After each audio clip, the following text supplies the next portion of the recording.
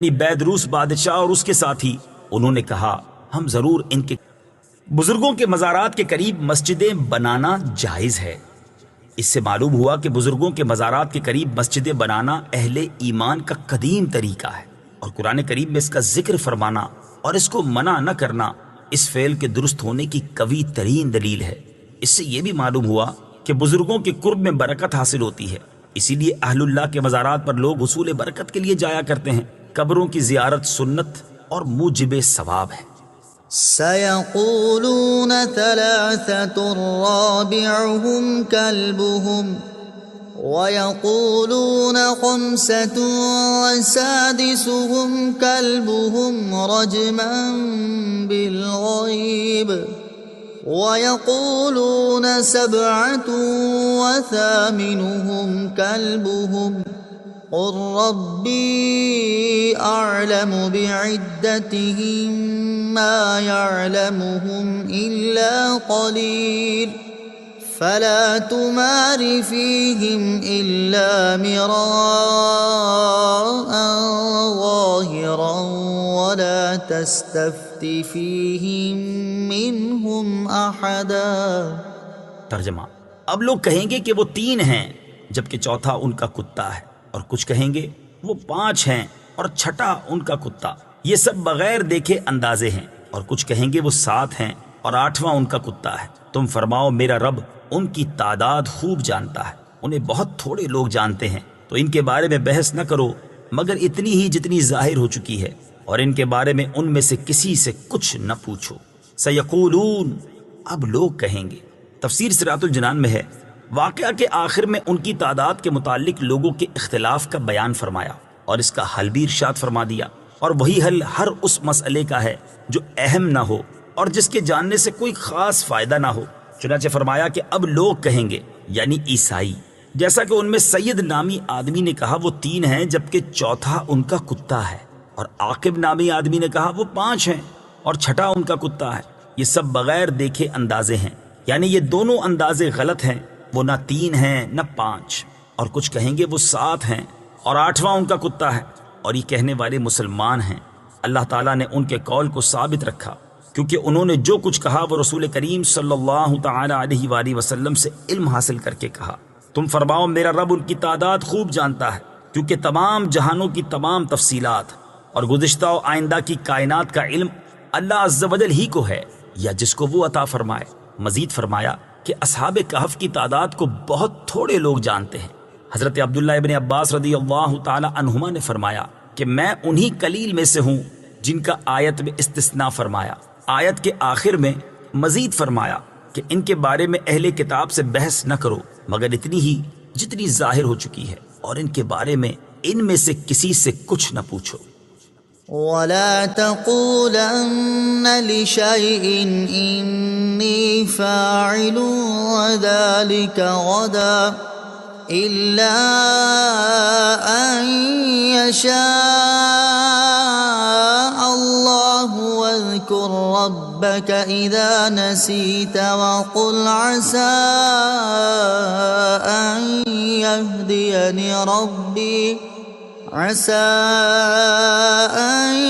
يهديني ربي لأقرب من هذا رشدا۔ ترجمہ: اور ہرگز کسی چیز کے متعلق نہ کہنا کہ میں کل یہ کرنے والا ہوں مگر یہ کہ اللہ چاہے، اور جب تم بھول جاؤ تو اپنے رب کو یاد کر لو، اور یوں کہو کہ قریب ہے کہ میرا رب اس واقعے سے زیادہ قریب ہدایت کا کوئی راستہ دکھائے۔ الا ان یشاء اللہ، مگر یہ کہ اللہ چاہے۔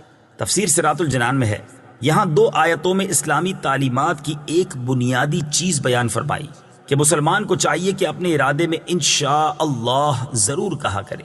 چنانچہ فرمایا گیا کہ اور ہرگز کسی چیز کے متعلق نہ کہنا کہ میں کل یہ کرنے والا ہوں مگر ساتھ ہی یہ کہا کرو کہ اللہ عز و جل چاہے تو میں کر لوں گا۔ مراد یہ ہے کہ جب کسی کام کا ارادہ ہو تو یہ کہنا چاہیے کہ انشاء اللہ ایسا کروں گا، بغیر انشاء اللہ کے نہ کہے۔ اس آیت کا شان نزول یہ ہے کہ اہل مکہ نے رسول کریم صلی اللہ تعالی علیہ وآلہ وسلم سے جب روح، اصحاب کہف اور حضرت ذوالقرنین کے بارے میں دریافت کیا تھا تو حضور اقدس صلی اللہ تعالی علیہ وآلہ وسلم نے فرمایا کہ کل بتاؤں گا، اور انشاءاللہ نہیں فرمایا تھا تو کئی روز وحی نہیں آئی، پھر یہ آیت نازل ہوئی وَاذْكُرْ رَبَّكَ إِذَا نَسِيتَ، اور جب تم بھول جاؤ تو اپنے رب کو یاد کر لو۔ تفسیر صراط الجنان میں ہے، حضرت عبداللہ ابن عباس رضی اللہ تعالی عنہما فرماتے ہیں اس کا معنی یہ ہے کہ اگر انشاءاللہ کہنا یاد نہ رہے تو جب یاد آئے کہہ لو۔ یاد آنے کی مدت کے بارے میں حضرت عبداللہ ابن عباس رضی اللہ تعالی عنہما فرماتے ہیں کہ اگرچہ 1 سال بعد یاد آئے، اور امام حسن بصری رضی اللہ تعالیٰ عنہ نے فرمایا ہے کہ جب تک اس مجلس میں رہے انشاءاللہ کہہ لے۔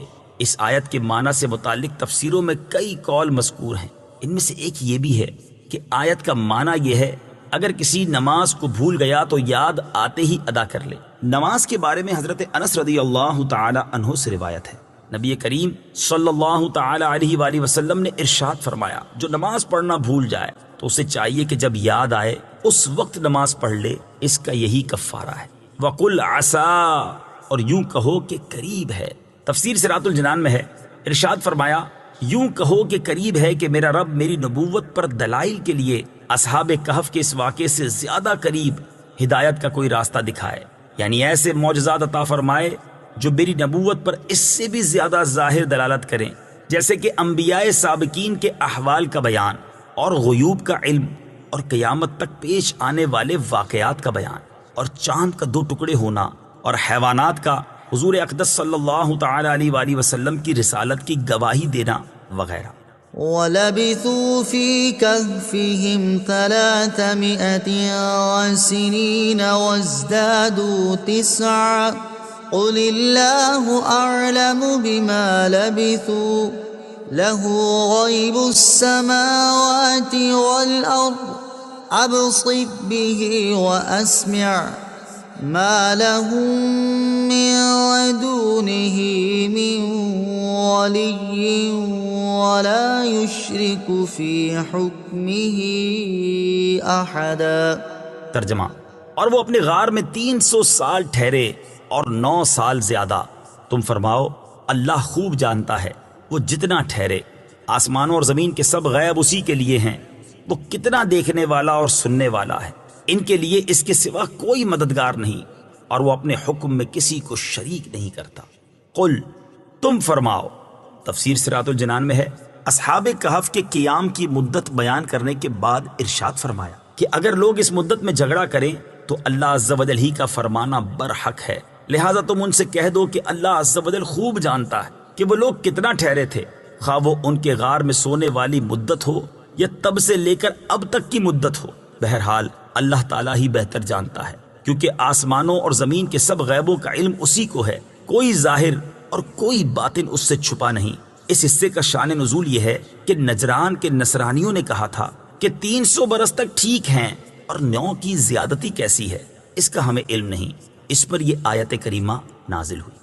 وَاتْلُ مَا أُوحِيَ إِلَيْكَ مِن كِتَابِ رَبِّكَ لَا مُبَدِّلَ لِكَلِمَاتِهِ وَلَا تَجِدَ مِن دُونِهِ مُلْتَحَدًا۔ ترجمہ، اور اپنے رب کی کتاب سے اس وحی کی تلاوت کرو جو آپ کی طرف بھیجی گئی ہے، اس کی باتوں کو کوئی بدلنے والا نہیں، اور تم ہرگز اس کے سوا کوئی پناہ نہ پاؤ گے۔ وَاتْلُو، اور تلاوت کر۔ تفسیر صراط الجنان میں ہے، جب اللہ تعالیٰ نے اصحاب کہف کے واقعے پر مشتمل آیات نازل فرما دی تو اس آیت میں اپنے حبیب صلی اللہ تعالی علیہ وآلہ وسلم کو حکم دیا کہ آپ قرآن پاک کی تلاوت کرتے رہیں اور کفار کی ان باتوں کی پرواہ نہ کریں کہ آپ اس کے علاوہ کوئی اور قرآن لے آئیں یا اسے تبدیل کر دیں۔ اللہ عز و جل کی باتوں کو بدلنے پر کوئی قادر نہیں۔ قرآن مجید کی تلاوت کرنی چاہیے اگرچہ سمجھ میں نہ آئے۔ اس آیت مبارکہ میں تلاوت کا بیان اصحاب کہف کے واقعے کے اختتام کے طور پر ہے، لیکن قرآن پاک کے عمومی الفاظ کا اعتبار کرتے ہوئے یہ بھی معلوم ہوتا ہے کہ مطلقاً بھی قرآن پاک کی تلاوت کرنی چاہیے، سمجھ میں آئے یا نہ آئے۔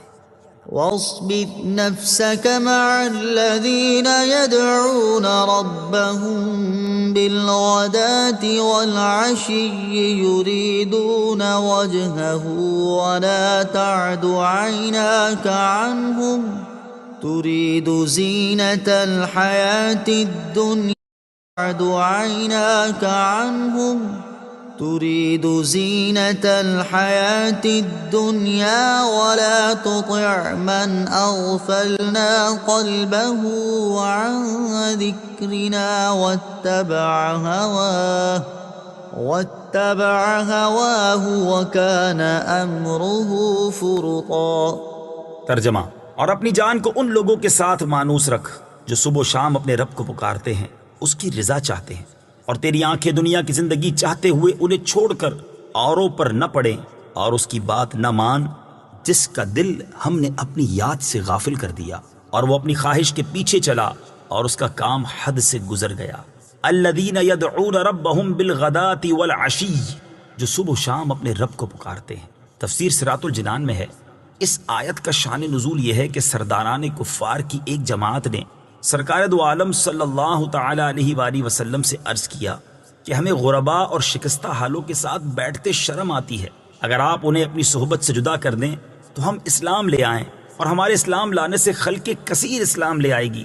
اس پر یہ آیت کریمہ نازل ہوئی، اور نبی کریم صلی اللہ تعالی علیہ وآلہ وسلم کو فرمایا گیا کہ اپنی جان کو ان لوگوں کے ساتھ مانوس رکھ جو صبح و شام اپنے رب عز و جل کو پکارتے ہیں، اس کی رضا چاہتے ہیں، یعنی جو اخلاص کے ساتھ ہر وقت اللہ عز و جل کی طاعت میں مشغول رہتے ہیں. آیت وَاصْبِرْ نَفْسَكَ سے معلوم ہونے والے مسائل. اس آیت مبارکہ سے بہت سے مسائل معلوم ہوئے. نمبر 1، نبی کریم صلی اللہ تعالی علیہ وآلہ وسلم کی تربیت خود رب العالمین عز و جل فرماتا ہے، جیسے یہاں ہوا کہ ایک معاملہ درپیش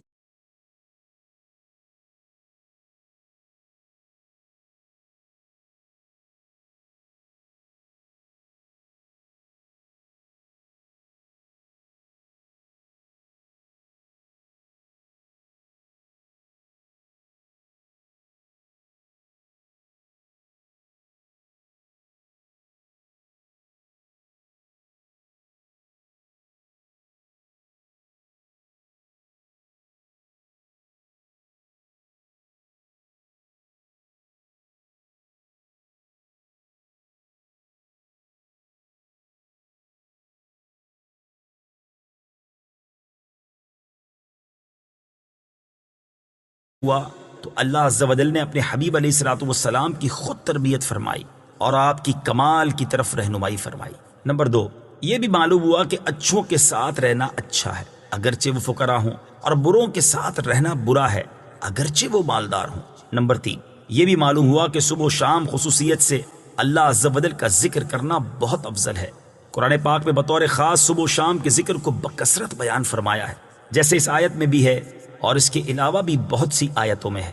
نمبر 4، یہ بھی معلوم ہوا کہ حضور پر نور صلی اللہ تعالی علیہ وآلہ وسلم کو صالحین سے بطور خاص محبت ہے کہ آپ صلی اللہ تعالی علیہ وسلم کو اس کا حکم دیا گیا ہے.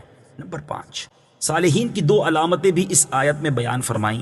اول یہ کہ وہ صبح و شام اللہ عز و جل کا ذکر کرتے ہیں، اور دوسری یہ کہ ہر عمل سے اللہ عز و جل کی رضا اور خوشنودی کے طلبگار ہوتے ہیں. نمبر 6، مزید اس آیت میں دنیا داروں کی طرف نظر رکھنے اور ان کی پیروی سے ممانعت کے بارے میں حکم ہے. اس حکم میں قیامت تک کے مسلمانوں کو ہدایت ہے کہ غافلوں، متکبروں، ریاکاروں، مالداروں کی نہ مانا کریں اور ان کے مال و دولت پر نظریں نہ جمائیں، بلکہ مخلص، صالح، غرباء و مساکین کے ساتھ تعلق رکھیں اور انہی کی اطاعت کیا کریں. دنیا کی محبت میں گرفتار مالداروں کی بات ماننا دین کو برباد کر دیتا ہے. قرآن و حدیث کی روشنی میں جو بات سمجھ آتی ہے وہ یہ ہے کہ مال اور مالدار فی نفس ہی نہ برے ہیں اور نہ اچھے، بلکہ مال کا غلط استعمال اور ایسے مالدار برے ہیں، اور چونکہ مالدار عموماً نفس پرستی میں پڑ جاتے ہیں اسی لیے ان کی مذمت زیادہ بیان کی جاتی ہے. اسی سے ملتا جلتا ایک حکم حدیث مبارکہ میں ہے. چنانچہ حضرت عبداللہ ابن عباس رضی اللہ تعالی عنہما سے روایت ہے، رسول اللہ صلی اللہ تعالی علیہ وآلہ وسلم نے ارشاد فرمایا، میری امت میں سے کچھ لوگ علم دین سیکھیں گے، قرآن پڑھیں گے اور کہیں گے ہم امیروں کے پاس اس لیے جاتے ہیں تاکہ ان سے دنیا حاصل کریں اور اپنے دین کو ان سے جدا رکھتے ہیں، حالانکہ یہ نہیں ہو سکتا جیسا کہ کانٹے والے درخت سے پھل توڑنے میں کانٹے ہی ہاتھ آتے ہیں، اسی طرح وہ ان کے قرب میں گناہوں سے نہیں بچ سکتے۔ حضرت عبداللہ ابن مسعود رضی اللہ تعالی عنہ فرماتے ہیں، اگر علماء علم حاصل کرنے کے بعد اسے محفوظ رکھتے اور اسے اہل لوگوں کے سامنے پیش کرتے تو اہل زمانہ کے سردار بن جاتے، لیکن انہوں نے اسے دنیا والوں پر اپنی دنیا حاصل کرنے کے لیے خرچ کیا، اس وجہ سے ذلیل ہو گئے۔ میں نے رسول اللہ صلی اللہ تعالی علیہ وآلہ وسلم کو فرماتے سنا ہے، جس شخص کی ساری فکر آخرت کے متعلق ہے تو اللہ تعالیٰ دنیا کے غموں سے اس کی کفایت فرمائے گا، اور جو شخص دنیاوی امور میں پریشان ہوتا رہے گا اللہ تعالیٰ کو اس کی پرواہ نہیں، چاہے وہ کسی وادی میں بھی گر کر مرے۔ حضرت ابو ہریرہ رضی اللہ تعالیٰ عنہ سے روایت ہے، حضور اقدس صلی اللہ تعالیٰ علیہ وسلم نے ارشاد فرمایا، جو شخص علم صرف اللہ تعالیٰ کی رضا حاصل کرنے کے لیے نہیں بلکہ دنیاوی مقاصد کے لیے حاصل کرے تو قیامت کے دن وہ جنت کی خوشبو ہرگز نہیں پائے گا۔ وَقُلِ الْحَقُّ مِنْ رَبِّكُمْ فَمَنْ شَاءَ فَلْيُؤْمِنْ وَمَنْ شَاءَ فَلْيَكْفُرْ إِنَّا أَعْتَدْنَا لِلظَّالِمِينَ نَارًا أَحَاطَ بِهِمْ سُرَادِقُهَا وَإِن يَسْتَغِيثُوا يُغَاثُوا بِمَاءٍ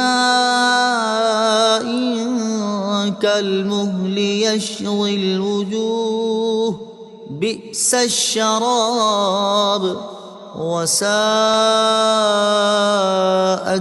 مرتفقا۔ ترجمہ، اور تم فرما دو کہ حق تمہارے رب کی طرف سے ہے، تو جو چاہے ایمان لائے اور جو چاہے کفر کرے، بے شک ہم نے ظالموں کے لیے وہ آگ تیار کر رکھی ہے جس کی دیواریں انہیں گھیر لیں گی، اور اگر وہ پانی کے لیے فریاد کریں تو ان کی فریاد اس پانی سے پوری کی جائے گی جو پگھلائے ہوئے تانبے کی طرح ہوگا، جو ان کے منہ کو بھون دے گا۔ کیا ہی برا پینا، اور دوزخ کیا ہی بری ٹھہرنے کی جگہ ہے۔ وقل، اور فرما دو، تفسیر صراط الجنان میں ہے، یعنی تم فرما دو کہ حق تمہارے رب عز و جل کی طرف سے ہے اور حق و باطل ظاہر ہو چکا ہے، لہٰذا میں تو مسلمانوں کو ان کی غربت کے باعث تمہاری دل جوئی کے لیے اپنی مجلس مبارک سے جدا نہیں کروں گا۔ جو چاہے ایمان لائے اور جو چاہے کفر کرے، اور خود ہی اپنے انجام کو سوچ لے اور سمجھ لے کہ اللہ عز و جل نے ظالموں یعنی کافروں کے لیے وہ آگ تیار کر رکھی ہے جس کی دیواریں انہیں گھیر لیں گی، اور اگر وہ پیاس کی شدت سے پانی کے لیے فریاد کریں تو ان کی فریاد اس پانی سے پوری کی جائے گی جو پگھلائے ہوئے تانبے کی طرح ہوگا، جو ان کے منہ کو بھون دے گا۔ کیا ہی برا پینا ہے، اور دوزخ کیا ہی بری ٹھہرنے کی جگہ ہے۔ اللہ عز و جل کی پناہ۔ حضرت عبداللہ ابن عباس رضی اللہ تعالی عنہما نے فرمایا، وہ روغن زیتون کی تلچھٹ کی طرح گاڑھا پانی ہے، اور ترمذی کی حدیث میں ہے کہ جب وہ منہ کے قریب کیا جائے گا تو منہ کی کھال اس سے جل کر گر پڑے گی، اور بعض مفسرین کا قول ہے کہ وہ پگھلایا ہوا رانگ اور پیتل ہے۔ گناہ گار مسلمانوں کے لیے نصیحت۔ اس آیت مبارکہ میں ہر اس مسلمان کے لیے بھی بڑی نصیحت ہے جو ظلم اور گناہ کرنے میں مصروف ہے۔ اسے اپنے گناہوں پر ندامت و شرمندگی کا اظہار کرتے ہوئے توبہ و استغفار کرنا اور نیک اعمال میں مصروف ہو جانا چاہیے، ورنہ یاد رکھے کہ مرنے کے بعد کا سفر انتہائی طویل ہے۔ جہنم کی گرمی بڑی شدید ہے، اہل جہنم کا پانی پگھلے ہوئے تانبے کی طرح اور جہنمیوں کی پیپ ہے، اور جہنم کی قید بہت سخت ہے۔ جہنم کے سب سے کم عذاب کے بارے میں حضرت ابو سعید خدری رضی اللہ تعالی عنہ سے روایت ہے، حضور اقدس صلی اللہ تعالی علیہ وآلہ وسلم نے ارشاد فرمایا، جہنم میں سب سے کم عذاب جس شخص کو ہوگا اسے آگ کی 2 جوتیاں پہنائی جائیں گی جن کی گرمی کی وجہ سے اس کا دماغ کھول رہا ہوگا۔ اور حضرت نعمان بن بشیر رضی اللہ تعالیٰ عنہ سے روایت ہے، رسول اللہ صلی اللہ تعالی علیہ وآلہ وسلم نے ارشاد فرمایا، اہل جہنم میں سب سے کم عذاب اس شخص کو ہوگا جسے آگ کی 2 جوتیاں تسموں سمیت پہنائی جائیں گی، جس کی وجہ سے اس کا دماغ ایسے کھول رہا ہوگا جیسے پتیلی میں پانی جوش سے کھولتا ہے۔ وہ سمجھ رہا ہوگا کہ سب سے زیادہ عذاب مجھے دیا گیا ہے، حالانکہ اسے سب سے کم عذاب دیا گیا ہوگا۔ جب سب سے کم عذاب والے کا یہ حال ہوگا تو اس شخص کا حال کیا ہوگا جسے اس سے زیادہ عذاب دیا جا رہا ہوگا۔ ایک بچے کی عبرت انگیز حکایت۔ یہاں ایک بچے کی عبرت انگیز حکایت ملاحظہ ہو۔ چنانچہ حضرت مالک بن دینار رحمۃ اللہ تعالی علیہ فرماتے ہیں، میں ایک بچے کے پاس سے گزرا، وہ مٹی کے ساتھ کھیل رہا تھا اور اس دوران کبھی وہ ہنسنا شروع کر دیتا اور کبھی رونے لگ جاتا۔ میں نے ارادہ کیا کہ اسے سلام کروں تو میرے نفس نے مجھے منع کیا۔ میں نے کہا، اے نفس، نبی کریم صلی اللہ تعالی علیہ وسلم بچوں اور بڑوں کو سلام کیا کرتے تھے۔ پھر میں نے اسے سلام کیا تو اس نے کہا، وعلیکم السلام ورحمۃ اللہ اے مالک۔ میں نے کہا، آپ نے مجھے کیسے پہچانا؟ اس نے کہا، عالم ملکوت میں میری روح نے آپ کی روح سے ملاقات کی تھی تو اس نے مجھے پہچان کروا دی جو زندہ ہے اور اسے کبھی موت نہیں آئے گی۔ میں نے کہا، نفس اور عقل میں فرق کیا ہے؟ اس نے جواب دیا، نفس وہ ہے جس نے آپ کو سلام کرنے سے منع کیا اور عقل وہ ہے جس نے آپ کو سلام کرنے پر ابھارا۔ میں نے کہا، تم مٹی سے کیوں کھیل رہے ہو؟ اس نے کہا، میں مٹی سے اس لیے کھیل رہا ہوں کہ ہم اسی سے پیدا ہوئے اور اسی کی طرف لوٹ کر جائیں گے۔ میں نے کہا، تم کبھی روتے اور کبھی ہنستے کیوں ہو؟ اس نے کہا، جب مجھے اپنے رب کا عذاب یاد آتا ہے تو میں رونا شروع کر دیتا ہوں، اور جب مجھے اس کی رحمت یاد آتی ہے تو میں ہنسنے لگتا ہوں۔ میں نے کہا، اے میرے بچے، تمہارے نامہ اعمال میں تو کوئی گناہ نہیں جس کی وجہ سے تم رو، کیونکہ تم مکلف ہی نہیں ہو۔ اس نے کہا، آپ ایسی بات نہ کریں، کیونکہ میں نے اپنی والدہ کو دیکھا ہے کہ وہ بڑی لکڑیوں کو چھوٹی لکڑیوں کے ذریعے ہی جلاتی ہے۔ ان الذين آمنوا وعملوا الصالحات انا لا نضيع اجر من احسن عملا اولئك لهم جنات عدن تجري من تحتهم الانهار يحلون فيها من أساور من ذهب ويلبسون ثيابا خضرا من سندس واستبرق متكئين فيها على الأرائك نعم الثواب وحسنت مرتفقا۔ ترجمہ، بے شک جو لوگ ایمان لائے اور نیک اعمال کیے، ہم ان کا اجر ضائع نہیں کرتے جو اچھے عمل کرنے والے ہوں۔ ان کے لیے ہمیشگی کے باغات ہیں، ان کے نیچے نہریں بہتی ہیں، انہیں ان باغوں میں سونے کے کنگن پہنائے جائیں گے اور وہ سبز رنگ کے باریک اور موٹے ریشم کے کپڑے پہنیں گے، وہاں تختوں پر تکیے لگائے ہوئے ہوں گے۔ یہ کیا ہی اچھا ثواب ہے اور جنت کی کیا ہی اچھی آرام کی جگہ ہے۔ جنات عدن، ہمیشگی کے باغات۔ تفسیر صراط الجنان میں ہے، ارشاد فرمایا کہ ہم نیکوں کا اجر ضائع نہیں کرتے بلکہ انہیں ان کی نیکیوں کی جزا دیتے ہیں، اور ان کا اجر جنات عدن یعنی ہمیشہ بسنے کے باغات ہیں کہ نہ وہاں سے نکالے جائیں اور نہ کسی کو موت آئے۔ پھر مزید یہ کہ ہر جنتی کو سونے اور چاندی اور موتیوں کے کنگن پہنائے جائیں گے، جیسا کہ دیگر آیات میں ہے۔ صحیح حدیث میں ہے کہ وضو کا پانی جہاں جہاں پہنچتا ہے وہ تمام اعضاء جنتی زیورات سے آراستہ کیے جائیں گے۔ مزید فرمایا کہ وہ انتہائی خوبصورت قسم کے ریشمی لباس پہنے ہوں گے، کوئی باریک ہوگا اور کوئی موٹا ریشم، اور وہ جنت میں تختوں پر تکیے لگائے ہوئے ہوں گے اور شاہانہ شان و شکو کے ساتھ ہوں گے۔ ریشمی لباس اور سونے چاندی کا زیور دنیا میں صرف عورتوں کے لیے حلال ہے۔ یاد رہے کہ ریشمی لباس اور سونے چاندی کے کنگن جنتی لباس ہیں، دنیا میں عورتوں کے لیے حلال اور مردوں کے لیے حرام ہیں۔ اس بارے میں بکثرت احادیث مبارکہ ہیں، ان میں سے 4 احادیث پیش کرتا ہوں۔ نمبر 1، حضرت ابو موسیٰ اشعری رضی اللہ تعالی عنہ سے روایت ہے، رسول اکرم صلی اللہ تعالی علیہ وآلہ وسلم نے ارشاد فرمایا، سونا اور ریشم میری امت کی عورتوں کے لیے حلال ہے اور مردوں پر حرام۔ نمبر 2، حضرت انس رضی اللہ تعالی عنہ سے روایت ہے، نبی کریم صلی اللہ تعالی علیہ وآلہ وسلم نے ارشاد فرمایا، جو دنیا میں ریشم پہنے گا وہ آخرت میں نہیں پہنے گا۔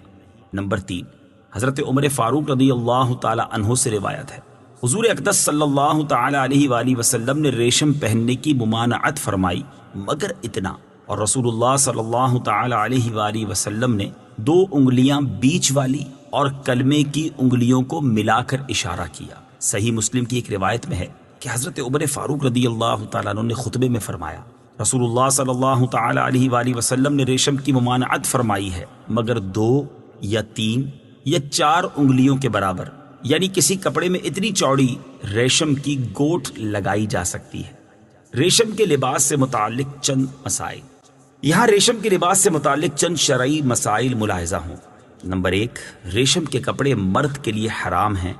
بدن اور کپڑوں کے درمیان کوئی دوسرا کپڑا حائل ہو یا نہ ہو، دونوں صورتوں میں حرام ہے۔ اور جنگ کے موقع پر بھی خالص ریشم کے کپڑے حرام ہیں۔ ہاں، اگر تانا یعنی لمبائی کے رخ سوت ہو اور بانا یعنی چوڑائی کے رخ ریشم، تو لڑائی کے موقع پر پہننا جائز ہے۔ اور اگر تانا ریشم ہو اور بانا سوت ہو تو ہر شخص کے لیے ہر موقع پر جائز ہے۔ مجاہد اور غیر مجاہد دونوں پہن سکتے ہیں۔ لڑائی کے موقع پر ایسا کپڑا پہننا جس کا بانا ریشم ہو اس وقت جائز ہے جبکہ کپڑا موٹا ہو، اور اگر باریک ہو تو ناجائز ہے کہ اس کا جو فائدہ تھا اس صورت میں حاصل نہ ہوگا۔ نمبر 2، عورتوں کو ریشم پہننا جائز ہے اگرچہ خالص ریشم ہو اور اس میں سوت کی بالکل آمیزش نہ ہو۔ نمبر 3، مردوں کے کپڑوں میں ریشم کی گوٹھ 4 انگل تک جائز ہے، اس سے زیادہ